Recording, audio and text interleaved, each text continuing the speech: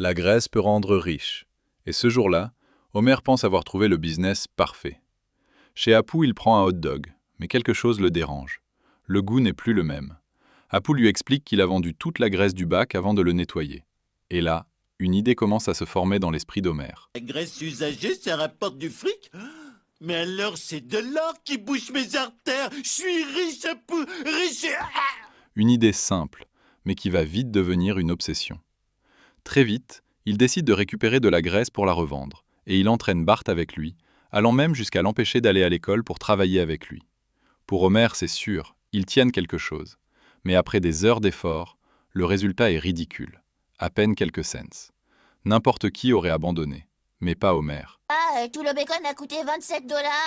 Ouais, mais c'est ta mère qui a payé le bacon. Ouais, mais son argent, il vient bien de ta poche. Et mon argent, il vient de la graisse, alors nos problèmes.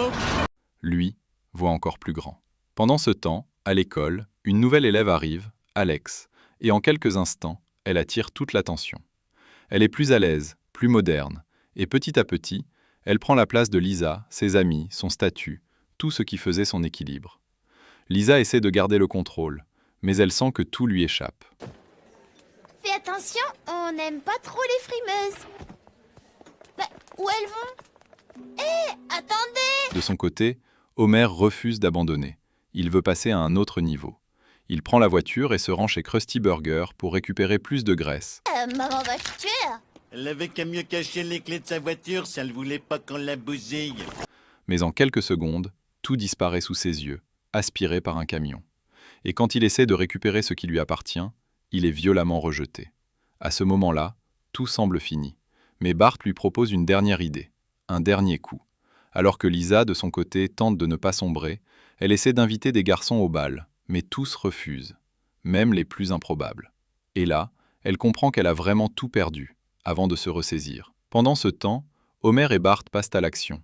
Ils s'infiltrent dans l'école, directement dans la cuisine. Le plan fonctionne. La graisse commence à circuler. Puis, Willy apparaît. En une seconde, tout bascule. Il comprend immédiatement ce qu'ils font et se lance à leur poursuite. Homer essaie de fuir, mais il est rattrapé, frappé, puis étranglé avec le tuyau. Vous tapez comme une brute. Vous me faites vachement mal. Bon, d'accord. Je vais vous étrangler pour changer un peu. Et pendant ce chaos, personne ne voit ce qui est en train de se passer ailleurs. Dans la salle de bal, l'ambiance devient étrange. Les enfants réalisent qu'ils ne sont pas prêts pour ce monde qu'ils essaient d'imiter. Tout devient gênant, instable. Et soudain, la graisse s'arrête de circuler. La pression monte. Un silence. Puis, tout explose. La soirée bascule dans un chaos total. Une bataille de graisse éclate dans toute l'école. Et tout ce qu'Homer pensait construire disparaît en un instant. Hé, c'est ma graisse, c'est à moi. Donne-moi ça. Ils s'amusent dans la graisse? Génial. Oh, c'est de notre âge. Hop.